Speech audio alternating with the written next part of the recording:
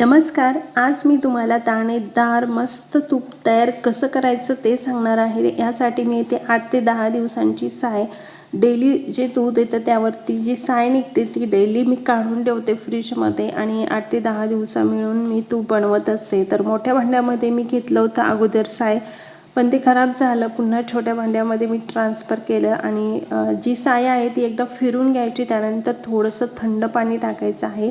फ्रीजमध्ये अगोदर थोडंसं पाणी ठेवलं होतं थंड होण्यासाठी आणि एक फिरून घ्यायचं आणि मस्त असा गोळा तयार होतो बघा. घट्ट गोळा तयार होतो अगदी मस्त. आणि हे जे लोणी मस्त तयार झालेलं आहे इथे आणि एकदा पुन्हा स्वच्छ पाण्याने धुवून घ्यायचं आहे म्हणजे वास येत नाही तुपाचा. आणि सिम गॅसवरती हे जे लोणी आहे ठेवायचं.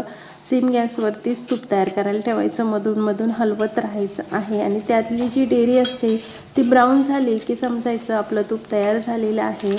आणि ब्राऊन झाल्यानंतर यामध्ये मी थोडंसं नागिनीचं पान टाकलेलं आहे आणि खूप छान वास येतो तुपाचा आणि दाणेदार तूप तयार होते.